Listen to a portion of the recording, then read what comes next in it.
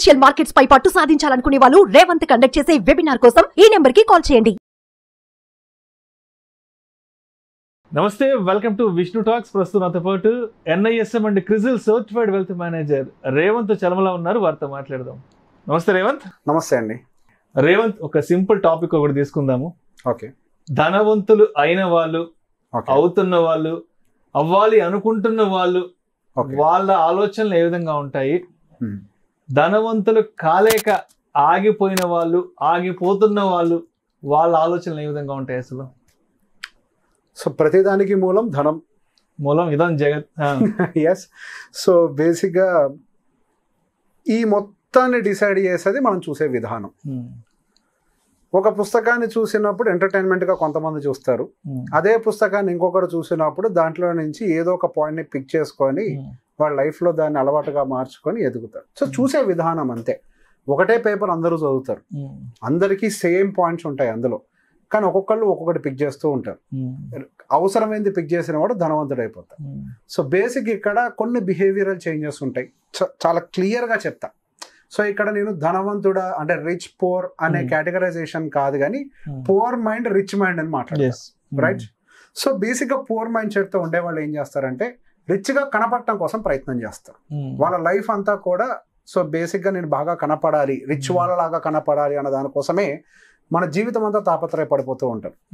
So basic అదే rich person ఏం చేస్తాడు, నిజంగా అసలు వెల్త్ని క్రియేట్ చేసే దాంట్లో మాత్రమే టైం స్పెండ్ చేస్తాడు, కనపడటం గురించి అసలు ఆలోచించాడు. అండ్ తర్వాత వచ్చేసరికి వీళ్ళు ఏం చేస్తారంటే కేవలం శాలరీ కోసం, పేచెక్ టు పేచెక్ కోసం మాత్రమే పనిచేస్తారు. ఒకవేళ శాలరీ రాకపోతే కనీసం నెక్స్ట్ మంత్ గడవలేని సిచ్యువేషన్లోనే వాళ్ళు ఇందులోనే ఉండిపోతూ ఉంటారు. సో వాళ్ళ పేచెక్ యొక్క పని ఏంటి అని అంటే వాళ్ళు నెల అవసరం తీర్చడం కోసం మాత్రమే పెట్టుకుంటారు. సో బేసిక్గా ఈ ప్రిటెండ్ టు బి రిచ్ అని ఇందాక చెప్పాను కదా, అలా కనపడటం కోసమే వీళ్ళ పేచెక్ అనేది కంప్లీట్గా ఖర్చు చేస్తూ ఉంటారు. అదే ధనవంతుడు ఏం చేస్తూ ఉంటాడు, అసలు ముందు పేచెక్ టు పేచెక్ కాదు, అసలు ముందు నా దాంట్లో వచ్చిన దాంట్లో నుంచి వెల్త్ని క్రియేట్ చేయడంలో చూస్తూ ఉంటాడు. ఒక లంసమ్ అమౌంట్, ఒక శాలరీ అమౌంట్ వచ్చింది అని అంటే ఫస్ట్ ఎక్కడ ఇన్వెస్ట్ చేయాలి అన్న దాంట్లోనే మాత్రమే చూస్తుంటాడు, కానీ ఇప్పుడు నేను ఏం వేసుకోవాలన్న దాంట్లో వాళ్ళ మైండ్ సెట్ని పెట్టుకోరు. సో నెక్స్ట్ ఏం చేస్తారు, వీళ్ళు ఏదో ఒక product pretend to be rich, ప్రతి ఒక్కదానికి దానికే లింక్ అయి ఉంటాయి. ఈ ప్రిటెండ్ టు బి రిచ్ దాంట్లోనే ఆ ప్రోడక్ట్ కొనాలా, ఈ ప్రోడక్ట్ కొనాలా, ఇంట్లోకి టీవీ కొనాలా, సోఫా కొనాలా, లేదా కారు కొనాలా, ఇంకేదన్నా కొనాలా, లేదా గోవా వెళ్ళాలా, బ్యాంకాక్ వెళ్ళాలా, ఇందులోనే మనం ఆలోచిస్తూ ఉంటారు. కానీ అదే అసలు రిచ్ పర్సన్ ఏం చేస్తూ ఉంటారంటే ఈ గోవా బ్యాంకాక్ వీళ్ళు వెళ్తున్నారంటే ఫ్లైట్లో వెళ్తారు, సో ఇండిగో షేర్లు కొంటాడు. అదే వీడు ఏదో ఒక కంపెనీ ఏసీ కొంటాడు, సో కన్స్యూమర్ థీమ్ లో ఇన్వెస్ట్మెంట్లు పెడుతూ ఉంటారు. వీడు ఖచ్చితంగా తిండి కోసం డబ్బులు ఖర్చు పెడతాడు విపరీతంగా, సో FMCG స్టాక్స్ కొంటాడు. వాటిల్లో నుంచి వచ్చేటువంటి రిటర్న్స్ తోటి ఇవన్నీ మళ్ళీ వాళ్ళు అనుభవిస్తారు.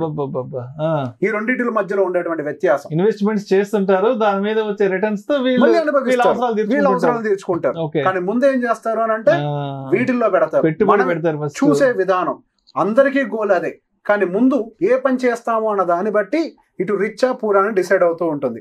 అండ్ తర్వాత మనకి పూర్ మైండ్ సెట్ లో ఎక్కువ అప్పుల గురించి ఆలోచిస్తూ ఉంటాం, అవసరాల కోసం. అప్పు పర్పస్ ఎందుకు చూస్తాము అయితే ఎడ్యుకేషన్ అనో, ఎడ్యుకేషన్ ఇస్ ఆల్సో డీసెంట్, అది ఇన్వెస్ట్మెంట్ లాగా ట్రీట్ చేయొచ్చు, ఖర్చు కూడా కాదు అది.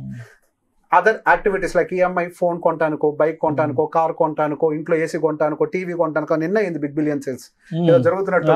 EMIల పండగ అది బిగ్ బిలియన్ సేల్స్ అంటే, రైట్? దానికోసం అప్పుల కోసం చూస్తూ ఉంటాం. అదే రిచ్ మైండ్ సెట్ వాళ్ళు ఏం చేస్తారు, నీకంటే ఎక్కువ అప్పుల కోసం చూస్తాడు, కానీ వాడు అప్పులు దేనికోసం చేస్తారు, వాళ్ళు కేవలం ఇన్వెస్ట్మెంట్ పాయింట్ ఆఫ్ వ్యూలోనే చూస్తారు. ఎప్పుడైనా మంచి ఆపర్చునిటీ దొరికితే ఆ టైంలో కొనడం కోసం ఎదురు చూస్తూ ఉంటారు. ఇప్పుడు పోర్ మైండ్ సెట్ వాళ్ళ దగ్గర ఓడీస్ ఉంటాయి, రిచ్ మైండ్ సెట్ వాళ్ళ దగ్గర ఓడీస్ ఉంటాయి. పోర్ మైండ్ సెట్ వాళ్ళు ఓడీస్ని వాడుకొని ఖర్చు పెడతారు, రిచ్ మైండ్ సెట్ వాళ్ళు ఆ ఓడిని ఆపర్చునిటీ ఎప్పుడు వస్తుందని ఎదురు చూస్తూ ఖాళీగా పెట్టుకొని కూర్చుంటారు. ఎప్పుడైతే ఆపర్చునిటీస్ దొరుకుతాయో వెంటనే దాన్ని పెట్టి కొంటారు, ఇది పైకి వెళ్తుంది, అద్భుతంగా రిటర్న్స్ సంపాదిస్తూ ఉంటారు. సో చూసే విధానం అందరికీ సేమ్ ప్రొడక్ట్స్. అండ్ తర్వాత ఏం జరుగుతుంది, అడ్వైస్ తీసుకునే విషయంలో రిచ్ మైండ్ సెట్ ఏం చేస్తాడు, ఎప్పుడు సేవింగ్ ఉంటుంది, మనం ఏ నలుగురితో తిరుగుతుంటామో మనం అదే అని. సో బేసిక్ గా వాడు తిరిగే ఆ పీపుల్ అండ్ వాళ్ళ సర్కిల్ కూడా చాలా డిఫరెంట్ గా ఉంటది. Productive mind set, proper advisory mind set and professional mind sets ఉన్న వాళ్ళతో తిరుగుతూ ఉంటాం. అదే పవర్ మైండ్ సెట్ ఏం చేస్తూ ఉంటాం, బలాల మీద కూర్చొని, తప్పుగా నేను అనట్లేదండి, దయచేసి అర్థం చేసుకోవద్దు మళ్ళీ, అంటే నేను కించపరచడం కాదు నా భావం. సో బేసిక్ గా మనం డిస్కస్ చేసే టాపిక్కే అలాగుంటది.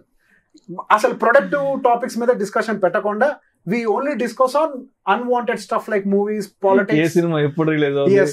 టికెట్లు శుక్రవారం It is all about the గురువారం discussion, కొనుక్కోవాలా? Unnecessary discussion పెట్టుకుంటూ ఉంటారు. సో వీళ్ళు ఏం చేస్తారు, ఇన్ ద సేమ్ టైం మీరు ఇక్కడ డిస్కషన్ పెట్టే టైంలో మీరు దేని గురించి డిస్కస్ చేస్తుంటారు, వాళ్ళు దాంతో వ్యాపారం చేస్తూ ఉంటారు.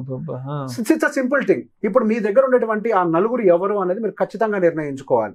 అండ్ ఇంకొకటి, వీళ్ళు ఏదైనా పని చేయాలి అనుకున్నప్పుడు పని విషయంలో పవర్ మైండ్ సెట్ ఏం చేస్తుంది అని అంటే, ఇప్పుడు నేను వాడికి రూపాయి ఇస్తే ఎందుకు నా జేబులో డబ్బులు పోతాయి, ఇప్పుడు వాడికి ఏదో ఇస్తే, ఇప్పుడు ఫర్ ఎగ్జాంపుల్ ఏదో రియల్ ఎస్టేట్ ఒక మంచి ప్రాపర్టీని ఐడెంటిఫై చేసే పనిలో పడ్డారు. పవర్ మైండ్ సెట్ ఏం చేస్తుంది, నేనే వెతుక్కుంటాను అంటారు. వాళ్ళు ఏం చేస్తారు, లీవ్లు పెట్టి మరీ తిరుగుతూ ఉంటారు, టైం అంతా స్పెండ్ చేస్తూ ఉంటారు.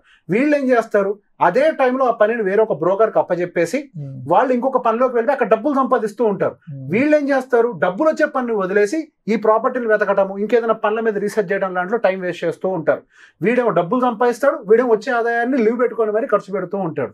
సో ఎదగాలనుకునేవాడు పనిని 10 మందికి డిస్ట్రిబ్యూట్ చేసి వాళ్ళ మీద సంపాదిస్తాడు. ఎవరైతే ఎదగలేరు, నా జేబులో రూపాయి అట్లా ఉండాలి అంటే, రూపాయి ఉండాలని ఎవరు కోరుకోరు, ఖర్చు అయిపోద్దామని చిన్న మైండ్ సెట్ ఉన్న వాళ్ళు మాత్రం ఏం చేస్తారు అంటే వాళ్ళే పని చేయడానికి ట్రై చేస్తూ ఉంటారు.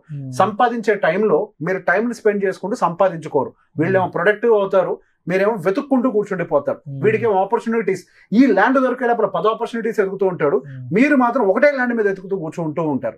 సో బేసిక్ గా మనకి ఇక్కడ కేవలం మన ఆలోచనలో ఉండేటువంటి తేడా మాత్రమే. సో బేసిక్ ఇక్కడ ఒక చిన్న సేయింగ్ అంటే, మొన్న ఈ మధ్య ఏదో తనిఖీల బర్లీ కానీ ఒక చిన్న డైలాగులు విన్నా.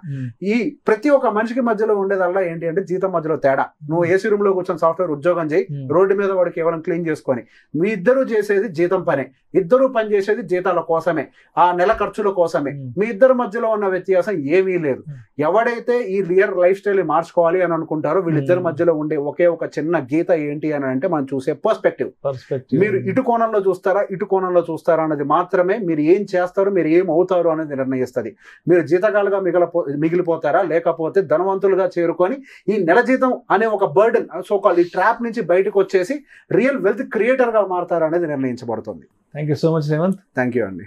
ధనవంతులుగా ఎదిగిన వాళ్ళు, ఎదుగుతున్న వాళ్ళు, ఎదగాలన్న ఆలోచన ఉన్న వాళ్ళ ఆలోచన ధోరణి ఏ విధంగా ఉంటుంది, అదేవిధంగా ఎదగలేక వెనకబడిపోతున్న వాళ్ళ ఆలోచన ఏ విధంగా ఉంటుందని చాలా చక్కగా తెలియజేస్తే thank you so much Revanth. Thank you అండి.